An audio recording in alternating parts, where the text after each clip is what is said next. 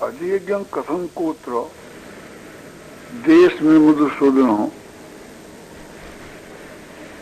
अर्जुन ने यह प्रश्न किया कि हे मधुसूदन, इस देह में अधियज्ञ कौन है और वो कैसे है? संक्षेप से मैं तो भगवान ने ये उत्तर दे दिया, अधियज्ञो अहम एवात्र देव रंग बरा। हे देह के बीच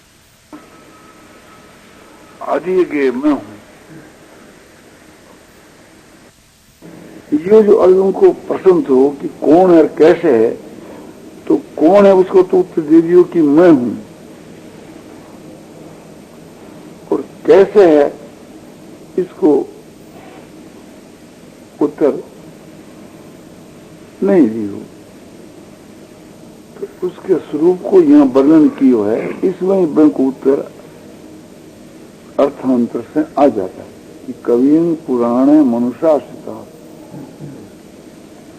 परमात्मा का स्वरूप कैसा है कि परमात्मा है, सो कैसा है कि परमात्मा कवि माने सर्वज्ञ है,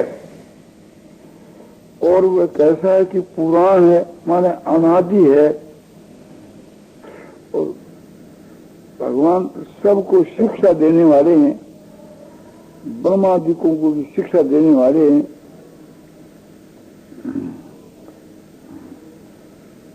भगवान का जो उपदेश है वो एक प्रकार से सबके लिए साधन है, और सूक्ष्म से भी सूक्ष्म तरह, अणु से भी अणु है। इसलिए परमात्मा का कोई परमाणु ऐसा नहीं है, किंतु समझाने के लिए उसको ये बतलाया कि वो सूक्ष्म से भी सूक्ष्मतर है। यानी जितने जो अणु हैं वो अणु से भी एक अणु, और सर्वस्व धाता अपने संकल्प में संपूर्ण संसार को धारण करके है, इस वास्ते सबका धाता है। और इसी के अंग भाव है कि सबका पोषण करने वाला भी वही है। धारण और पोषण एक ही धातु के अर्थ हैं, और अचिंत रूप है कि उसका चिंतन नहीं हो सकता।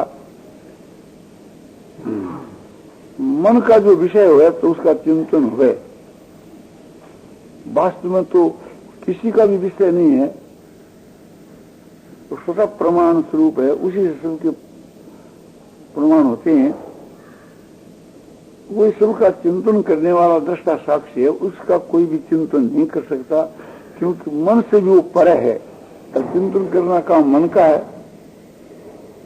और जैसे सूर्य एक तेज का पुंज है, ऐसे वे भगवान चिन्मय चेतन का घन है, चेतन ही चेतन है। सूर्य प्रकाश का पुंज है, और वह एक प्रकार से चेतन घन है। और समझाने के वास्ते ये कहा जाए कि बोध घन है, ज्ञान घन है, पर बोध और ज्ञान जैसे बुद्धि की वृत्ति रूप जो ज्ञान है वो नहीं। बोध से और ज्ञान से यो लक्ष्य पड़ा कि बुद्धि को जो कार्य है, बुद्धि को जो विकार रूप जो ज्ञान है, वो परमात्मा को स्वरूप, ऐसी बात नहीं। चेतन घन है, और तम जो इससे परे है। तम एक तो स्थूल तम अंधकार जो नेत्रम विषय, और एक तम माने अज्ञान, जो ज्ञान को प्रतिकूल पदार्थ जिसको अज्ञान कहते हैं, बुद्धि को विषय। अरे एक जो जड़ जो प्रकृति है माया, जो भी तम ही है, तो इससे भी पर है, वो चेतन है। तम से प्रस्ताव से माने चेतन है भगवान। तो भगवान के निराकार स्वरूप की व्याख्या है इस प्रकार जो परमात्मा के स्वरूप को स्मरण करता है उसका फल बतलाया गया है कि वो परम दिव्य पुरुष परमेश्वर को प्राप्त होता है। किस समय में कैसा इसका चिंतन करना चाहिए जो तुरंत ही परमात्मा ने प्राप्त हो जाए कि मरण काल में प्रयाण काले मनसा चलेनो और भक्त्या युक्तो योग बलेन रोर मध्य प्राणवावेश सम्यक शतं परं पुरुषमुपैति दिव्यम।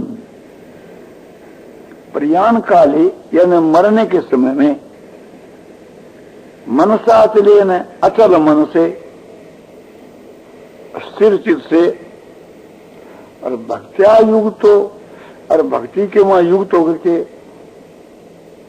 भगवान का जो निराकार स्वरूप है उससे की जो उपासना है वही भक्ति है। तो उस उपासना के वहां युक्त होकर के और योग के बल से वैकुंठी के मध्य में प्राणों को स्थापन करके अच्छी प्रकार से समकवन अच्छे प्रकार से प्राणों को इसके वहां स्थिर कर करके और जो पुरुष उस परमात्मा का स्मरण करता है ध्यान करता है जैसा जो बतलाया 8वीं अध्याय के 9 की श्लोक में जो स्वरूप बताया कवि पुराणे मनुष्य सितारे मनु समृद्ध सतंग परम पुरुष उपैति दिव्यम। वह परम जो दिव्य पुरुष है परम दिव्य पुरुष परमात्मा उसको वह तो साधक प्राप्त हो जाता है उसमें प्रवेश कर जाता है उसमें मिल जाता है। किन्हीं शब्दों से कह दो तो वास्तव के बीच के वहां एक प्रकार से परमात्मा सूक्ष्म से भी सूक्ष्म तरह समझाने के वास्ते ये बतलाया। किंतु जैसे ये जो आपने अग्नि और जल और पृथ्वी के जैसे परमाणु होती है इस प्रकार के वे परमाणु नहीं होते। समझाने के लिए और क्या कहा जाए उसको परमाणु कहा जाता है। तो वायु तेज और जल ये तीन को शास्त्र में मूर्त कहा है। ये तीनों व्यक्त है और आकाश और वायु ये अमूर्त है यानी अव्यक्त है। तो उसके परमाणु नेत्रों से देखने में नहीं आते इसलिए उसको अव्यक्त कहा। और तेज और जल पृथ्वी ये तीन स्थूल है तो इनके परमाणु देखने के वहां आ जाते हैं। तो परमाणु का तीन परमाणु मिलकर के एक त्रिश्रेणु होता है तो त्रिश्रेणु ही देखने में आता है परमाणु नहीं आता। इतना सूक्ष्म होता है कि वो नेत्रों से देखा नहीं जा सकता। त्रिश्रेणु उसका नाम है कि जैसे कोई सूर्य की धूप कोई छेद के मकर आती है और उस सूर्य की धूप की जो एक लाट आई है उसमें बहुत सूक्ष्म सूक्ष्म गर्द सी उड़ती दिखती है। वो सूर्य की धूप में तो देखने में आ ऐसे नहीं देखने वाले चाहे कोई जंतर लगा करके देखो तो भी ऐसा नहीं दिखे। सैकड़ी गुना भी जंतर लगा ले तो नहीं दिखे। तो उस धूप के बीच के गर्द उड़े हुए जो है सूक्ष्म दिखे उन्होंने त्रिश्रेणु का है। और परमाणु उससे भी सूक्ष्म हुए।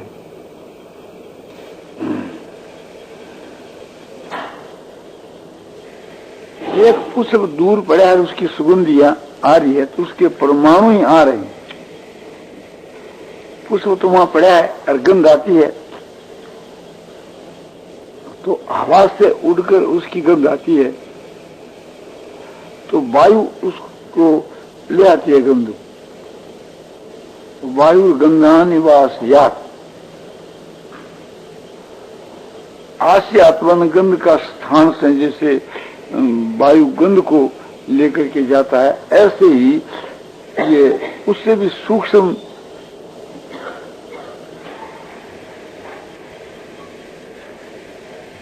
इंद्रियां हैं कि जिस इंद्रियों को, प्राणों को, मन को, इन सब को लेकर के ये जीवात्मा एक शरीर से दूसरे शरीर में चला जाता है। तो नासिका से वह सुगंध जो ग्रहण की जाती है, इससे ये मालूम होता है कि इस प्रकार से सूक्ष्म जो परमाणु है उस सबके वो नासिका तक पहुंची। और भी जितनी गंध की चीज है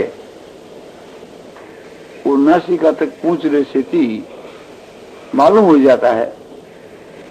सुगंधी और दुर्गंधी ये एक सूक्ष्म उस पृथ्वी के जो परमाणु है, और दूसरी वस्तु क्या है, ये जो पृथ्वी हम लोगों को आंखों से जो दिखती है, स्थूल पृथ्वी जिस पर हम लोग बैठे हैं, ये पृथ्वी को स्वरूप है, स्थूल स्वरूप है।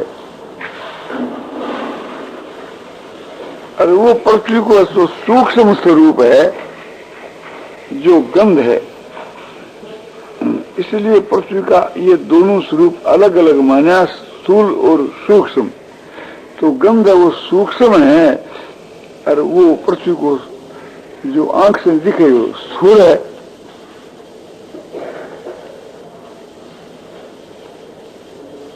इसी प्रकार से थी जल के परमाणु, पृथ्वी से और सूक्ष्म है जल के परमाणु। जैसे बरखा की हवा बहती है तो उस हवा के बीच के मां जल के परमाणु हैं, तो उससे सर्दी लग जाती है। तो परवा हवा जो चलती है उसे में विशेष रूप से जल के परमाणु रहते।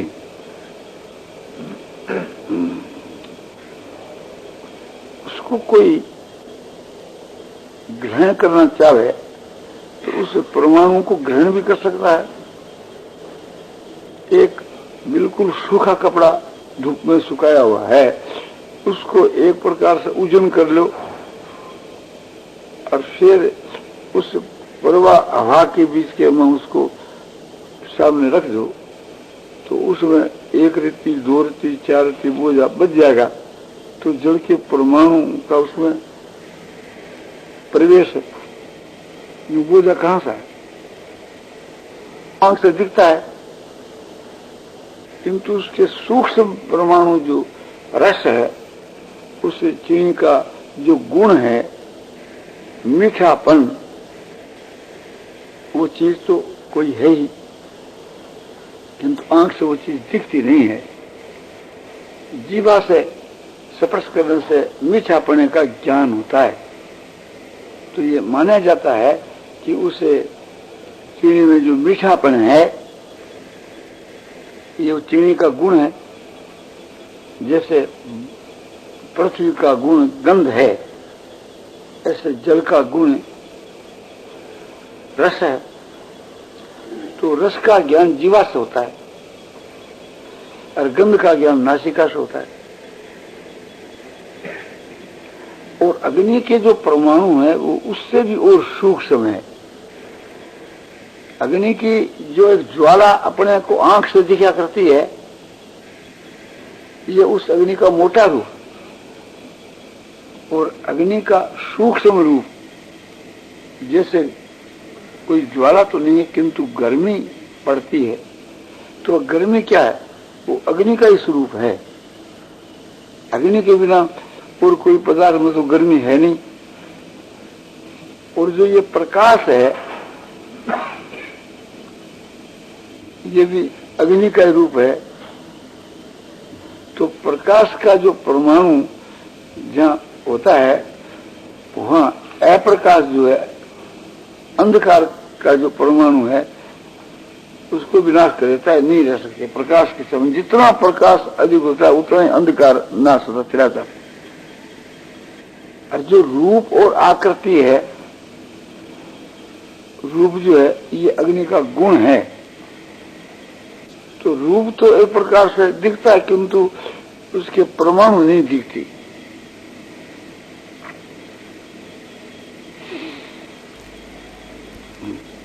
अग्नि की गर्मी तो दिखती है किंतु परमाणु दिखते नहीं।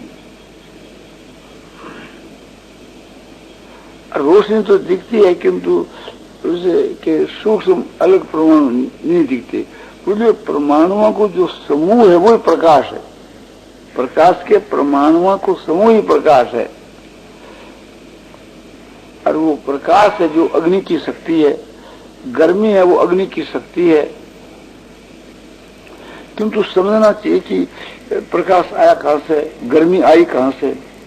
अपने शरीर के भीतर में भी आग है किंतु वो आग एक प्रकार से स्थूल अग्नि जो प्रज्वलित दिखती है वो नहीं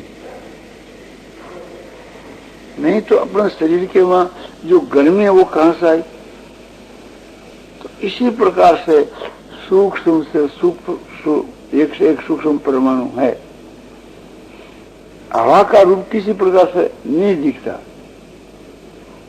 उसकी मूर्ति नहीं है, वो अव्यक्त है। किंतु नेत्रों से न दिखने के कारण उसको अमूर्त अव्यक्त कहा। किंतु वास्तव के बीच के वहां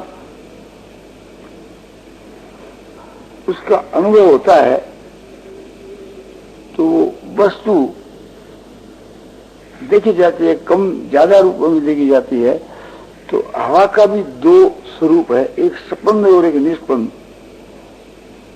जो हवा हम लोगों को लगती है वो स्पंद है और जो हवा व्यापक है वो निस्पंद है।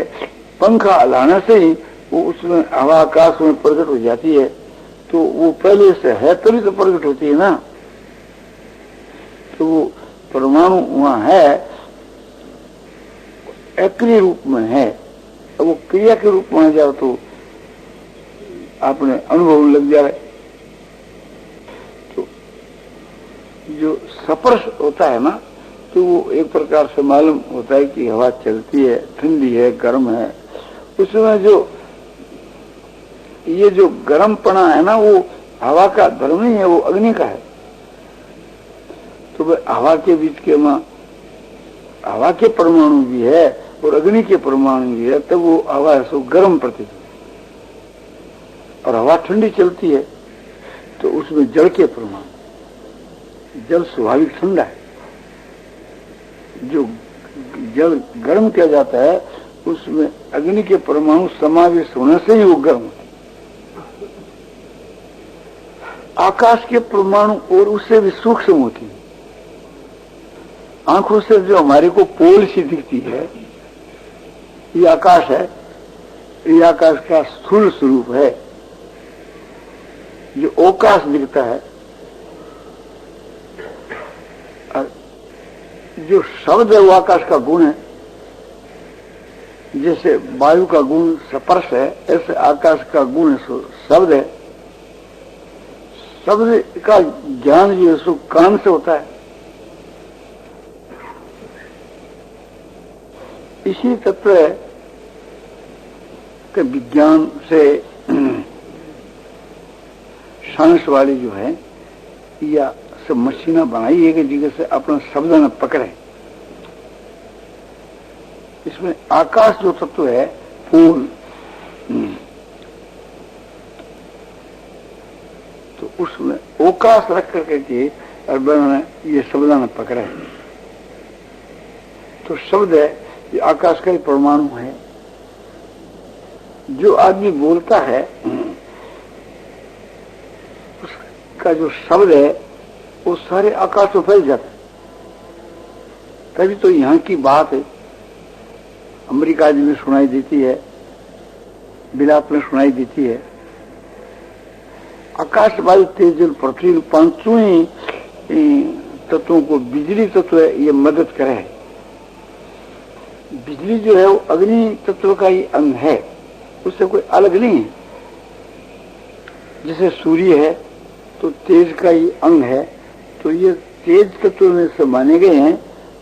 सूर्य, चंद्रमा, नक्षत्र, तारा, बिजली, अग्नि, ये सब तेज तत्व के अंतर्गत है।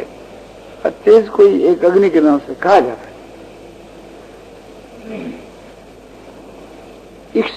इससे भी सूक्ष्म परमाणु जो है इंद्रियों के परमाणु।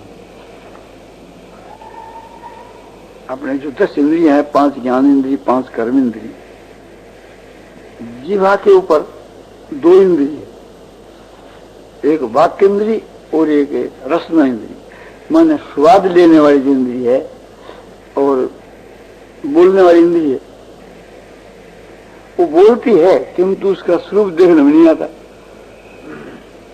रसना स्वाद लेती है किंतु तो स्वाद लेने वाली जो इंद्रिय है इतनी सूक्ष्म है कि वो अपने देखने में नहीं आती।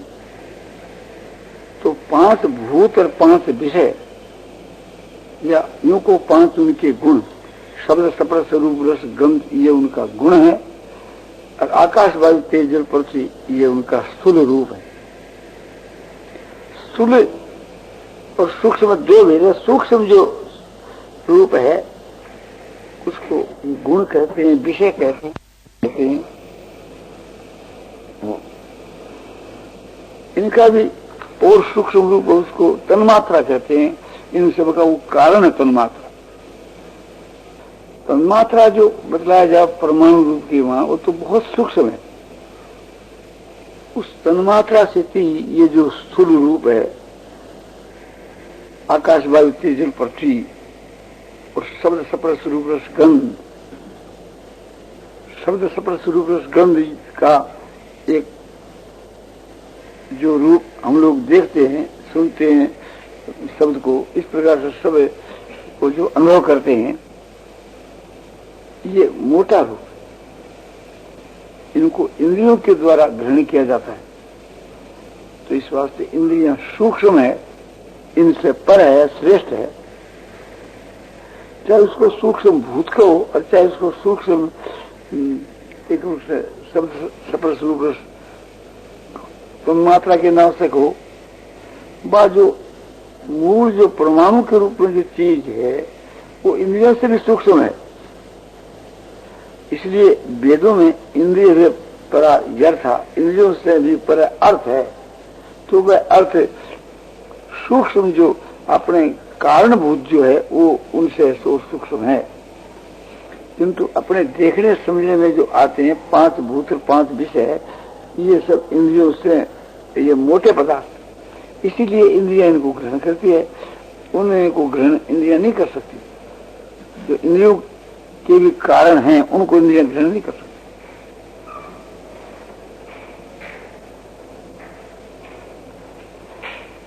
और उनसे भी सूक्ष्म जो है अंतःकरण है।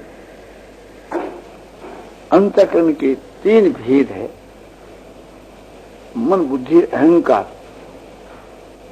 उसमें मन सबसे मोटा है, विकारी है।